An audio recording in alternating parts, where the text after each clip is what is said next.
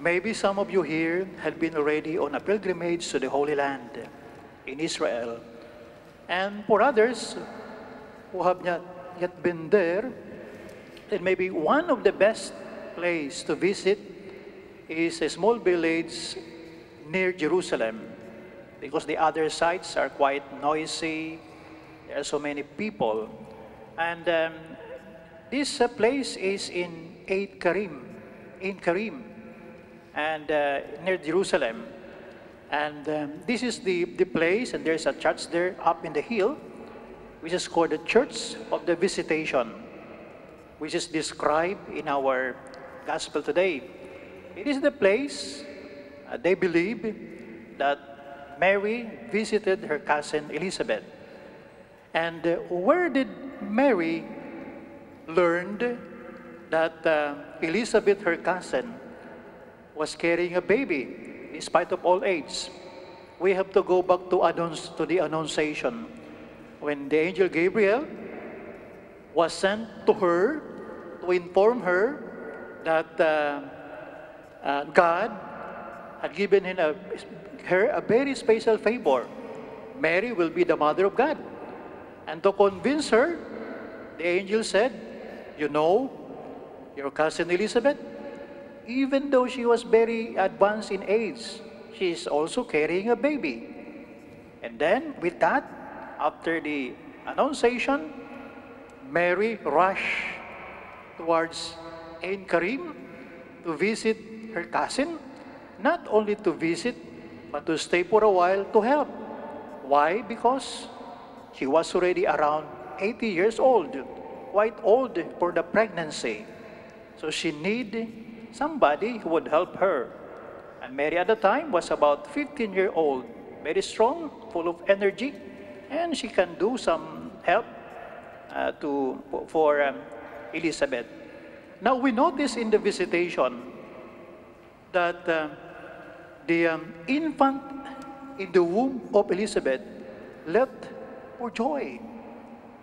What was the reason?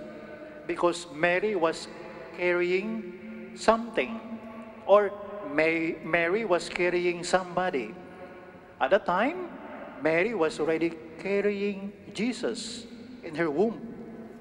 And the presence of Jesus in the womb of Mary caused joy to Elizabeth. And she said, behold, who am I that the mother of my Lord should come to me? Brothers and sisters, like Mary, we are now on holiday rush. We rush everything just before December 25. Maybe there are some, well, in my country, in the Philippines, this is at this time, and then tomorrow, and even in the morning of Christmas Day, people are very busy, rushing, and forgetting that there is a very important reason why we are celebrating Christmas. And Mary is our example to meditate and to reflect on that. We have to rush, and we have to bring Jesus with us. Well, maybe we will be bringing also Christmas gifts, food, or your presents to others. But don't forget to bring Jesus also with you. In other words, during these days, you will be having some family reunion for the Filipinos or for some others. You will be together and you will be having your conversation. And during the conversation, maybe you will be talking about politics. You will be talking about the Miss Universe. Or maybe you will be talking about what are the gossips at home, or what are the new gossips in Macau.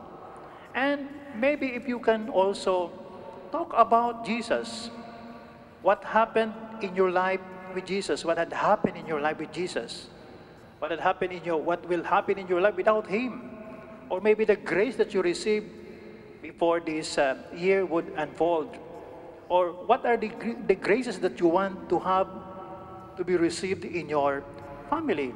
So do not forget Jesus, because Mary did not forget Jesus.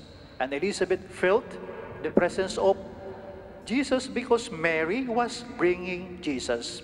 And it is also our task during this rush hour, bring Jesus to others. That is why during the most awaited time after the Christmas Eve Mass, so we have the group or the Cantonese for the Chinese Mass, for the Portuguese Mass, and for us, English-speaking community, we will be at the Church of Santo Domingos. We will be having it at 11. After that Mass, traditionally, we get together to partake our midnight meal. In that meal, there should be a prayer. There should be a beautiful prayer. And there should be the mention of Jesus. There should be the mention of Mary.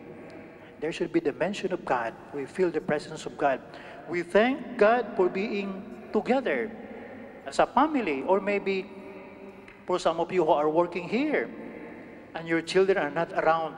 Then the two of you, maybe you can make it more dramatic if you want. You can hold hands, but for, pray and look up to the heavens. Thank the Lord for the gift that you receive. This is bringing Jesus into our hearts, just like Mary. So brothers and sisters, as we welcome this fourth Sunday of Advent, and as we prepare for the Christmas Eve and the Christmas Day, let us ask fervently Jesus to stay in our hearts all throughout the year, that we will be welcoming the new year, 2019. We may have encountered some problems this past year. Let us ask Him fervently to introduce us to new hope for a better life, for jobs, for good relationships, for good life, for grace, good health, and also peace in our hearts. So we don't forget that. Don't just rush to the gifts, rush to the meal, or rush to the karaoke get-together, or rush to the conversations, but also don't forget that Jesus in our midst, that Jesus is in our hearts. Let us all stand as we profess our faith.